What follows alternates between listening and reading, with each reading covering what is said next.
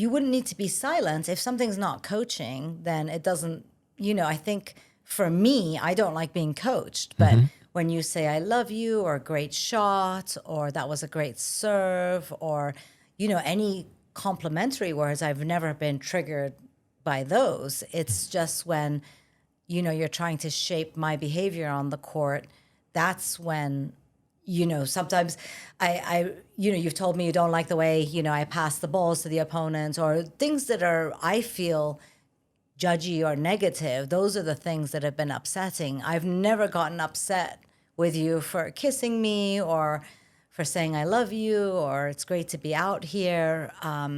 But because those aren't coaching. So I don't think a match has to be, for me, played in silence. But for instance, I have my female doubles partner, Andrea Hume. When we're on the court, sometimes we're playing against people who are not very nice, or if we're not winning, which, we've been winning a lot recently. But we encourage each other in different ways. Andrea is very funny, and so she's witty, and that's how she changes the atmosphere of us losing or missing shots. Or she'll either say something funny, take our attention away from the losing. She'll say, oh, look, there's our lucky squirrel up there on the fence, or look at that beautiful hawk flying by. She'll find something in the atmosphere that is off the court. So that's one thing she does.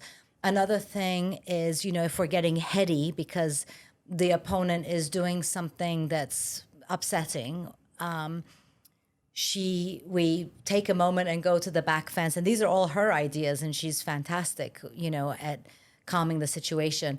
We go to the back of the fence and we just kind of push our energy down, so that we take it away from the head and push it down, get back in our feet. She's like, okay, let's get back in our feet.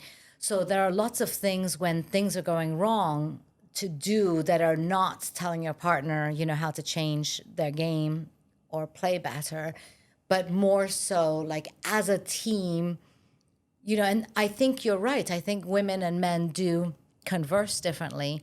And I definitely have played with lots of women that I don't, play well with because I don't have the same ability to connect with them on that language, when there's a problem.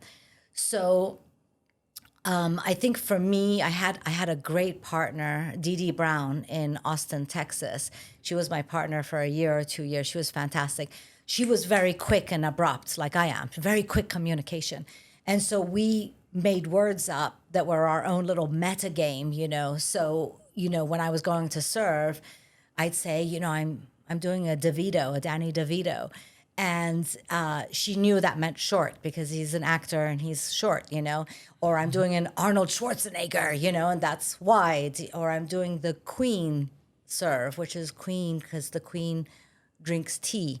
And so I'm going to the tea. And in those kind of stressful times or stressful moments when I'm not playing well, she's not playing well, we had this little trigger to go to that refocuses on the next point without saying, okay, let's focus on the next point, or let's get this point, or do this. It was just a very sort of soft way to reconnect us as a partnership. I also had this wonderful tennis coach in Austin, Texas, Rosie Garza, who had us always either touch hands or touch rackets in between every point. And I realize now that that's another way where you're telling each other, we're together, we're one, we're a partnership. I think when one person is doing something that's not, like you said, agreed to before you play, it divides you instead of bringing you together.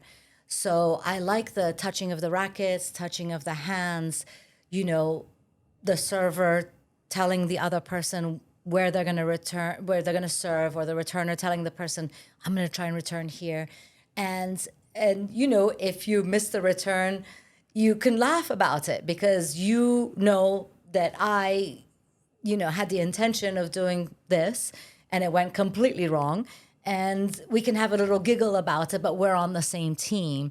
Versus, I think some of the times when I've had problems with partners, it's because they have, they're kind of on their islands, talking about what they think we should do without it being kind of a collaborative, I mean, I think when you're serving or you're returning, you're the one who should say what you're going to do.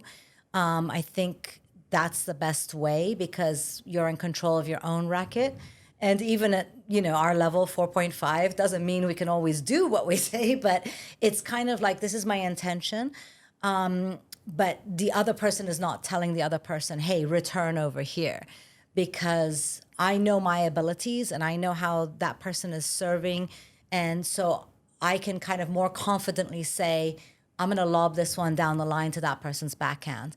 Whereas if my partner is telling me what to do, maybe I don't feel confident doing that move or I don't agree with it. And so my body will kind of fight it because I don't think I can really do that. So that kind of collaborative approach for me works best for sure. But it's difficult when you do see what your partner's doing wrong or you see how we could maybe win better, not kind of saying it is, I could see how that would be really difficult if you see the answer clearly.